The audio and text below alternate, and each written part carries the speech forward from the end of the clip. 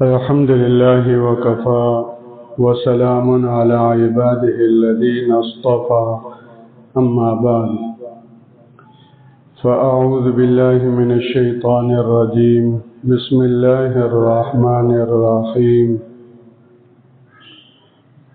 الحمد لله رب العالمين الرحمن الرحيم مالك يوم الدين إياك نعبد وإياك نستعين اهدنا الصراط المستقيم صراط الذين أنعمت عليهم غير المغضوب عليهم ولا الضالين.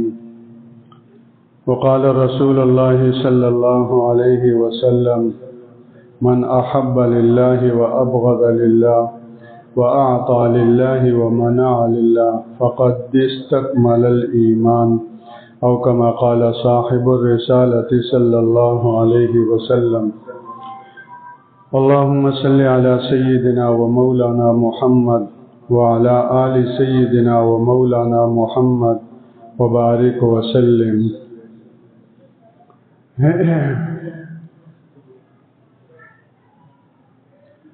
نماز کے جو بڑے بڑے ارکان ہیں ان ارکان میں سے ایک رکن قیام ہے، اور یہ قیام فرض ہے، اور یہ قیام عبادت ہونے کی بنا پر اللہ کے حضور کھڑا ہونا یہ اللہ کے لیے خاص ہے۔ عبادت کے طور پر اس طرح غیر اللہ کے سامنے کھڑا ہونا اس کی اجازت نہیں دی گئی۔ چنانچہ ایک حدیث پاک میں یہ مضمون آیا ہے کہ جو یہ چاہے کہ اس کے سامنے لوگ مورتی کی طرح کھڑے رہیں تو وہ اپنا ٹھکانہ جہنم میں بنائے۔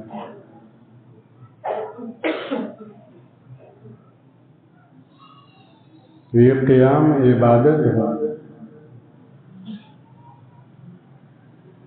کسی کے ادب میں کھڑا ہونا، کوئی بڑا آئے تو اس کے ادب میں کھڑا ہو،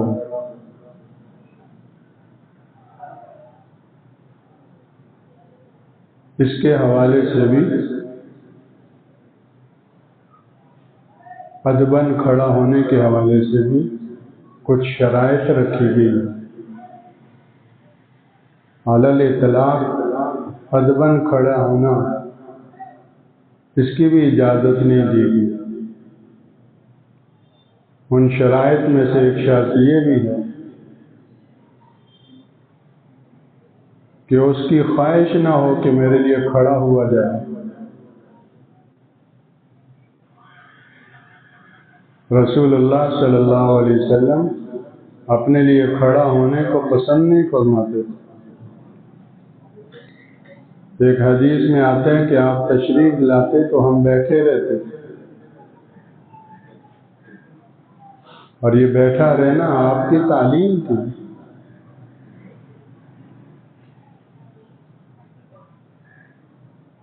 تو اس کی یہ خواہش نہ ہو کہ میرے لیے کھڑا ہوا جائے، اور اگر کھڑا نہ ہوا جائے تو اس کو اپنی حقیقت سمجھے، اپنی بےعزتی سمجھے، تو اس کے لیے کھڑا ہونا جائز نہیں، ادباً بھی کھڑا ہونا جائز نہیں۔ دوسری شرط یہ ہے کہ اس کھڑا ہونے سے اس کے دل میں عجب نہ پیدا ہو۔ عجب کہتے ہیں خود رائی کو، خود پسندی کو۔ تکبر میں تو اپنے ساتھ دوسروں کا بھی حصہ ہوتا ہے کہ اپنے کو بڑا اس طور پر سمجھنا کہ دوسروں کو حقیر جانے، یہ تکبر ہے۔ اس میں دوسروں کا پہلو بھی ملا ہوتا ہے۔ کہ اپنے کو دوسروں سے بڑا سمجھے، دوسروں کو اپنے سے کمتر حقیر جانے، یہ تکبر ہے۔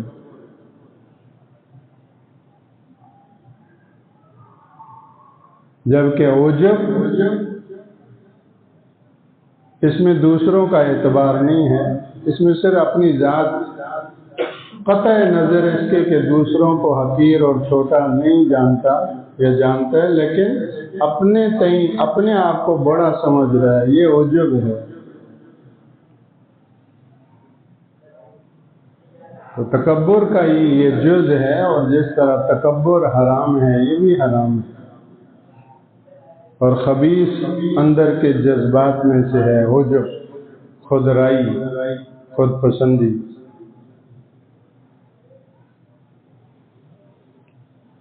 تو ایک شرط یہ بھی ہے، اب کون ہے جو اپنے اوپر عجب کی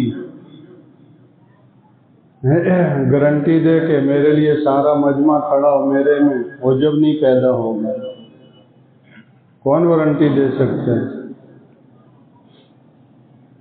اس لیے ڈرتے بچتے ہی رہنا چاہیے۔ میرے لیے اگر کوئی ادبن کھڑا ہو جائے تو مجھے پھولنا نہیں چاہیے میں کوئی بڑا ہوں، بلکہ اللہ کا شکر ادا کرنا چاہیے کہ اللہ نے میری ستاری کی ہے، ان کی نگاہوں میں مجھے بڑا بنا دیا، میں ہوں تو نہیں، یہ اللہ کا کرم ہے۔ تو بجائے پھولنے کے اس پر اللہ کا شکر ادا کریں۔ چنانچہ ایک حدیث پاک میں یہ دعا آتی ہے، اے اللہ مجھے میری نگاہوں میں چھوٹا کر دے اور لوگوں کی نگاہوں میں بڑا کر دے۔ اللہم اجعلنی فی عینی صغیرا وفی اعین الناس کبیرا۔ عجیب دعا ہے، اے اللہ مجھے میری نظر میں چھوٹا کر دے، میں اپنے کو چھوٹا دیکھوں۔ 18 گریڈ کا آفیسر ہوں تو کل میری بھی میت ویسے ہی اٹھے گی جس طرح ٹھیلے والے کی اٹھے گی، اور ٹھیلے والے کی میت کو بھی لوگ میت کہیں گے، میں 18 گریڈ کا ہوں میری میت کو بھی لوگ میت ہی کہیں گے۔ مجھے یہ نہیں کہیں گے کہ آفیسر صاحب کا جنازہ کب ہے، آفیسر صاحب جا رہے ہیں، میت جا رہی ہے۔ یہ نظم و انتظام کی چیزیں، کوئی ٹھیکیدار ہے اور کوئی لیبر ہے، کام کے تقسیم کار کی چیزیں ہیں، کوئی بڑائی تفوق کی نہیں ہے۔ تو مجھے میری نظر میں چھوٹا کر دے اور دوسروں کی نظر میں، لوگوں کی نظر میں مجھے بڑا کر دے۔ اب یہ لوگوں کی نظر میں بڑا ہونا کیا یہ چاہ رہا ہے کہ لوگوں کی نظر میں بڑا ہو جاؤں؟ کہ نہیں، یہ جو دعا ہے اس دعا کے اندر بھی حفاظت مقصود ہے کہ جب دوسروں کی نظر میں بڑا ہوگا تو میری بھی حفاظت ہوگی، ان کی بھی حفاظت ہوگی۔ یہ دو طرفہ حفاظت کا باعث ہے۔ نبی کی ہر بات میں بڑی گہری حکمتیں ہوتی ہیں۔ اس دعا سے کوئی یہ نہ سمجھے کہ دوسروں کی نظر میں بڑا ہونا چاہا جا رہا ہے، نہیں، یہ اس لیے منگوایا جا رہا ہے کہ مانگو اللہ مجھے دوسروں کی نظر میں بڑا بنا دے، کیونکہ جب ان کی نگاہوں میں میں بڑا ہوں گا تو وہ مجھے نقصان نہیں پہنچائیں گے، میرا ادب کریں گے، میرا احترام کریں گے، پسے پوشت میری غیبت نہیں کریں گے، پسے پوشت میرے خلاف کوئی ایسی باتیں نہیں کریں گے جس سے ان کے دین کو نقصان۔ جس کا دل میں ادب و احترام ہے، جس کو میں بڑا سمجھتا ہوں، اس کی غیبت کروں گا تو دوسروں کا اس میں کیا ہوا؟ فائدہ ہوا کہ وہ میرے بارے میں وہ طرز عمل رکھنے سے بچ گئے جس طرز عمل کی وجہ سے ان کا دینی نقصان ہوتا ہے، اور میری بھی حفاظت ہوگی۔ ظاہر ہے جب وہ ایسا کوئی کام نہیں کریں گے تو میری بھی کیا ہوگی؟ حفاظت ہو گئی تو وجعلنی فی اعین الناس کبیرا، اس میں دو طرفہ حفاظت مانگی جا رہی ہے کہ میں بھی بچ جاؤں، دوسرے بھی بچ جاؤں۔ عجیب دعا ہے۔ اللہم اجعلنی فی عینی صغیرا، کہ اللہ مجھے میری نگاہوں میں چھوٹا کر دے۔ تو اس میں تکبر کی، عجب کی، ہر قسم کے فاسد، ریاکاری، نمود و نمائش، نفسانی جذبوں کی جڑ کٹ گئی۔ اور وفی اعین الناس کبیرا، لوگوں کی نگاہوں میں مجھے بڑا کر دے، اس میں دو طرفہ حفاظت ہو گئی دونوں کے دین کی، اس کے دین کی بھی اور دوسروں کے دین کی بھی۔ تو کوئی کھڑا ہو جائے ادباً اور تعظیماً تو اس کی وجہ سے پھولے نہیں، اور یہ چاہے نہیں کہ میرے لیے کھڑا ہوا جائے، یہ خطرناک جذبہ ہے۔ اور اگر کوئی ادباً کھڑا نہ ہو تو اس سے ناراض نہ ہو، اپنی بےزتی نہ سمجھے، اپنی حقیق نہ سمجھے کہ میرے آنے کی وجہ سے کسی پہ کوئی اثر ہی نہیں ہوا، سارے مجمع کو کھڑا ہو جانا چاہیے۔ تو بھئی یہ تو فرعونی جذبہ ہے، یہ تو اچھا خاصا اندر اپنے آپ کو فرعون سمجھ رہا ہے۔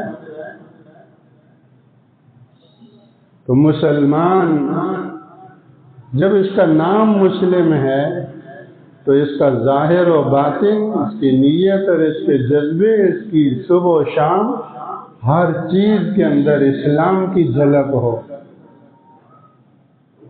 اور اسلام کے مقابلے میں جہالت ہے۔ اسلام علم، شعور، صفات کا نام ہے۔ تو جاہلیت اور جہالت کے جذبے سے ہر مسلمان بچے، عالم ہو، امی ہو، لکھا پڑھا ہو، ان پڑھ ہو، مسلمان تو سب ہے نا۔ اگر ایک بات مولانا داؤد کے لیے صحیح نہیں ہے عمومی طور پر، تو میرے لیے بھی صحیح نہیں ہے۔ ان کا اسلام اور ہے، میرا اسلام اور ہے۔ غلط غلط ہے، میں کروں تو بھی غلط ہے، کوئی اور کرے تو بھی غلط ہے۔ ہر مسلمان صحیح کا پابند بننے کی کوشش کرے۔ 100% صحیح کا نام اسلام ہے، جو غلط ہے وہ اسلام نہیں ہو سکتا۔ یہ کام غلط ہے، وہ غلط کام اسلامی ہوگا۔ اس لیے کوئی گناہ اسلامی نہیں ہے اور کوئی نیکی غیر اسلامی نہیں ہے۔ ہر نیکی اسلامی ہے اور ہر گناہ غیر اسلامی ہے۔ اگر مسلمان ہو کر کوئی گناہ کرتا ہے تو یہ کیا کر رہا ہے؟ غیر اسلامی کام کر رہا ہے۔ چھوٹا گناہ ہے، بڑا گناہ ہے تو غیر اسلامی، چھوٹا گناہ اسلامی ہوتا ہے۔ آگ آگ ہے، چنگاری ہو یا شعلے ہوں، آگ آگ ہے۔ زہر زہر ہے، ایک قطرہ ہو یا ایک شیشی ہو۔ شراب پیشاب کی طرح ناپاک ہے، کپڑوں پہ لگ جائے کپڑے ایسے ہی ناپاک ہوں گے جیسے پیشاب لگنے سے کپڑے کیا ہوتے ہیں؟ ناپاک ہوتے ہیں۔ تو ایک قطرہ پیشاب کا پڑے ہو تو وہ بھی ناپاک ہے، اور اگر زیادہ پیشاب ہو تو بھی ناپاک ہے۔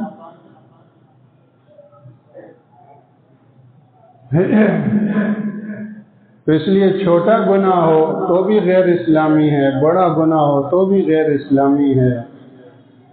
ہر مسلمان اس کا گویا کہ نگران رہے کہ میں مسلم ہوں تو غیر اسلامی کام نہ کروں۔ دو وجہ سے نقصان ہوگا۔ ایک تو اس وجہ سے کہ میں اپنے اندر خود تضاد کا شکار ہو جاؤں گا۔ کہہ رہا ہوں میں اپنے کو مسلمان، اسلام کا دعویٰ ہے، لیکن کام کیا کر رہا ہوں اس کے بالکل برعکس۔ تو میرے اندر تضاد ہوا یا نہیں؟ تو میں اپنے آپ کو خود تضاد کا شکار کر کے بودا کر رہا ہوں، کمزور کر رہا ہوں۔ میرا عمل میرے نام اور میری زبان اور میرے دعوے کو خود نقصان پہنچا، اور دوسرا بڑا نقصان یہ ہوگا کہ اسلام کی نمائندگی غلط ہو رہی ہے، کیونکہ مجھے کوئی نہیں جانتا، اسلام کو سب جانتے ہیں۔ مجھے غلط کرتے ہوئے دیکھ کر کہیں گے دیکھو مسلمان ایسے کر رہے ہیں، تو میری وجہ سے کون بدنام ہوا؟ کون ہوا؟ میری وجہ سے کس پہ انگلی اٹھی ہے؟ مسلمان یہ کر رہے ہیں۔ ہر آدمی کو اس کے پاؤں کے نیچے سے زمین نکل جائے، میری وجہ سے اللہ کا دین اسلام، اس پہ انگلی اٹھے۔ یا تو یہ ہے کہ نعوذ باللہ میں اسلام کا نام چھوڑ دوں، عیسائی ہو جاؤں، یہودی ہو جاؤں، پھر جو چاہوں کروں، اسلام بدنام نہیں ہوگا، میری بربادی ہوگی، لیکن اسلام کے اوپر آج جو یہودی کر رہے ہیں، جو غزہ میں مظالم ہیں، مسلمان مظلوم تو ہے لیکن ظالم تو نہیں ہے۔ ظالم یہودی ہے، کفر ہے، اس ظالم کا ساتھ دینے والے پشت پناہ، تو پوری امت آج تک مظلوم چلی آ رہی ہے۔ بدر و احد، خندق و احزاب و تبوک، قادسیہ و یمامہ و کربلا، اور آج تک امت ہمیشہ مظلوم رہی ہے، ظالم کفر رہا ہے۔ آج بھی پورے عالم میں مسلمان مظلوم ہیں۔ تو ایک صورت تو یہ ہے کہ الیاذ باللہ اسلام کا نام میں چھوڑ دوں، لیکن یہ تو میں کر نہیں سکتا، میری زندگی کا سوال ہے، میری دنیا اور آخرت کا سوال ہے۔ اسلام کو تو میں ٹکڑے ٹکڑے ہو جاؤں نہیں چھوڑوں گا۔ ایک ادنا مسلمان ہے، وہ کلمے کو کب چھوڑے گا؟ تو پھر ایک ہی صورت باقی رہی ہے کہ جو کام غیر اسلامی ہے میں وہ چھوڑ دوں، تاکہ میرے اس غلط کام کی وجہ سے اسلام پہ کوئی انگلی نہ اٹھائے۔ ایک مسلمان کا مسلمان ہونا یہ سرٹیفکیٹ ہو کہ یہ دھوکہ نہیں دے گا۔ من انت؟ How are you? انا مسلم، آئی ایم مسلم، بس یہ مسلمان ہے، اس نے جو کہہ دیا وہ کرے۔ میں یہ نہ دیکھوں کہ کیا ہو رہا ہے کیا نہیں کر رہے، میں اپنے آپ کو، میرا اللہ کے ساتھ معاملہ ہے، میں اپنے آپ کو اسلام کی آغوش میں اور اسلام کی رحمت میں ایسے حوالے کرنا چاہتا ہوں کہ اللہ میری صبح و شام اسلام سے نہ ہو۔ میں گھر میں بیوی بچوں کے ساتھ ہوں، مسلمان باپ کیسا ہوتا ہے مجھے یہ بننا ہے، اور یہ زندگی اسی لیے۔ مسلمان شوہر کیسا ہوتا ہے یہ مجھے سیکھنا ہے۔ 3 طلاق دے کر آزاد ہوگے، پکڑ ہوگی، فیل ہوگے تم، بی گریڈ کیا سی گریڈ بھی نہیں رہا تمہارا۔ شوہر مربی ہوتا ہے، شوہر معلم ہوتا ہے، شوہر سرپرست ہوتا ہے۔ یہ شوہر تو نہیں کہ چھوٹی سی بات ہوئی تو اس کو بے عزت کر کے گھر سے نکال دیا، تم ناکام ہو گئے۔ رسول اللہ نے 11 بیویاں رکھ کر امت کو سکھایا، حالانکہ پوری امت کا اور پوری انسانیت کا لوڈ آپ پر ہے، ساری انسانیت کی ذمہ داری آپ پر ہے۔ ایسے کے لیے تو ایک بیوی رکھنا مشکل، امت کے لیے، انسانیت کے لیے مقتدا، اسوہ، قدوہ بن کر دکھایا 11 بیویاں۔ سبحان اللہ، ہماری 11 مائیں۔ تو میں اپنے آپ سے کہوں تو ایک بیوی کو نہیں سنبھال سکتا، اپنا گریبان پکڑے، وہ غلط ہے تو اس کی غلطی کو تم صحیح کر۔ اللہ سے بھی تعلق مضبوط کرو۔ تو سنتے ہیں خربوزے کو دیکھ کے خربوزہ رنگ پکڑتا ہے، تم اپنے اندر رنگ پیدا کرو کہ تمہارا رنگ اس کے اندر منتقل ہو۔ تو اللہ جل شانہ ہمیں اپنے سامنے ایسا کھڑا ہونا نصیب فرمائے کہ یہ نماز کا جو قیام ہے، پھر اس قیام کے اندر جو قرات ہے سورہ فاتحہ، اللہ اکبر، تو ہمارے پاس سب کچھ موجود ہے، بس ہم لینے والے بن جائیں۔ سبحانک اللہم و بحمدک، نشہد ان لا الہ الا انت، نستغفرک۔